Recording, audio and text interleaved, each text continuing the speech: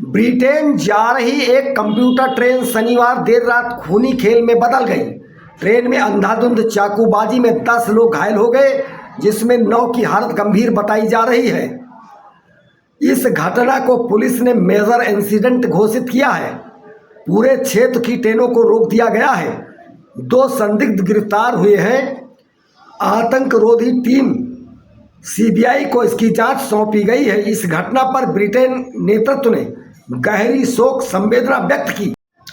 बिहार विधानसभा चुनाव से पहले सशस्त्र सीमा बल एसएसबी की 45वीं बटालियन ने चौकी न्योर के पास शनिवार को 16,50,200 नेपाली रुपए के साथ एक व्यक्ति को गिरफ्तार किया है। सूचना के आधार पर सीमाओं की न्योर के जिम्मेवारी क्षेत्र में सीमा स्तंभ 228/1 के समीप नेपाली मुद्रा की तस्करी होने की संभावना जताई जा रही है। बिहार की राजनीति में भूचाल लाने वाले मोकामा के दुलार चंद यादव हत्याकांड में बड़ी कार्रवाई हुई है। पटना पुलिस ने इस मामले के आरोपी बाहुबली नेता व विधायक अनंत सिंह को गिरफ्तार कर लिया है। अनंत सिंह को बाढ़ स्थित कारगिल मार्केट से गिरफ्तार किया गया है। दुलार चंद यादव हत्याकांड को बिहार पुलिस के अपराध जांच विभाग सीबीआई को सौंप दी गई है। अंतरिक्ष अनुसंधान केंद्र इसरो आज एक बड़ा इतिहास रचने जा रहा है। देश का सबसे भारी संचार उपग्रह CMS-03 आज शाम 5:26 पर आंध्र प्रदेश के श्रीहरिकोटा से स्थित सतीश धवन अंतरिक्ष केंद्र से लॉन्च किया जाएगा। इसका वजन 4,410 किलोग्राम है। इसका नाम CMS-03 बाहुबली रखा गया है। यह भारत की अंतरिक्ष स्वावलंबन की दिशा में एक बहुत बड़ा कदम है। पाकिस्तान के साथ सीमा पर जारी तनाव के बीच अफगान ने पाकिस्तान को दी खुली धमकी, जिससे पाक जनरल मुनीर का तिलमिलाना तय।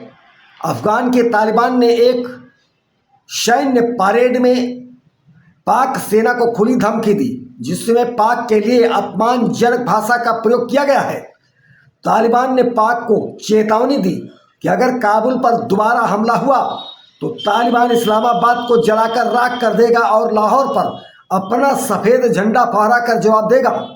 उन्होंने अहमद शाह अब्दाली का भी इस समय पर जिक्र किया। आम आदमी पार्टी के मुखिया एवं दिल्ली के पूर्व मुख्यमंत्री अरविंद केजरीवाल के बिगड़े बोल। अरविंद केजरीवाल ने कहा कि यदि एक दिन के लिए पुलिस हटा ली जाए तो किसान भारतीय जनता पार्टी के नेताओं को उनके घर में घुसकर पीटेंगे। अरविंद केजरीवाल ने पंजाब के मुख्यमंत्री भगवंत मान की किसान महापंचायत में अपनी बात रखी।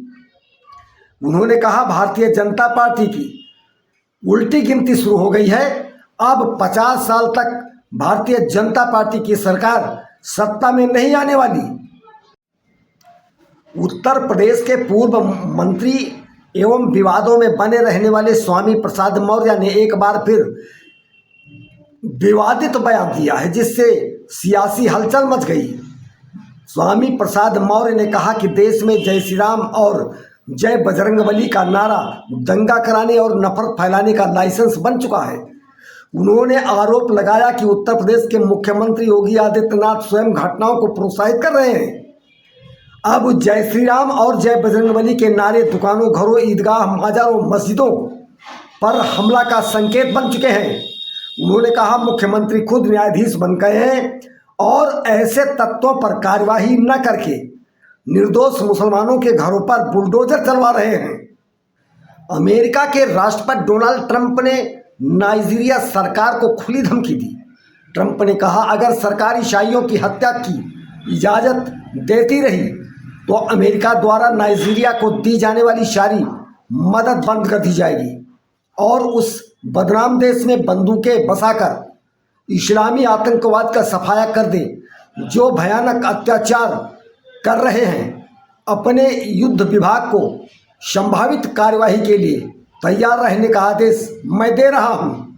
अगर हमला हुआ तो तेज होगा, क्रूर होगा, जैसे आतंकवादी गुंडे हमारे ईसाइयों के साथ कर रहे हैं। पाकिस्तान के रक्षा मंत्री आसिफ ख्वाजा ने एक बार फिर भारत के खिलाफ झूठे आरोप लगाए। उन्होंने कहा पाकिस्तान इस समय 2 मोर्चों पर युद्ध लड़ रहा है। आसिफ ने कहा भारत इस्लामाबाद को पूर्वी और पश्चिमी मोर्चे पर व्यस्त रखना चाहता है। भारत, उन्होंने कहा, कठपुतली का तमाशा चलाने वाले लोग और करने वाले लोग दिल्ली द्वारा नियंत्रित हो चुके हैं। अलकायदा एक ऐसा आतंकी संगठन जिसकी चर्चा दूर दूर तक है। ओसामा बिन लादेन इसी संगठन का आतंकवादी था जिसने अमेरिका को हिला दिया था। इसका सहयोगी संगठन जमात नुसरत अल इस्लाम वल मुसलमीन के बढ़ते प्रभाव से गंभीर संकट उत्पन्न हो सकता है।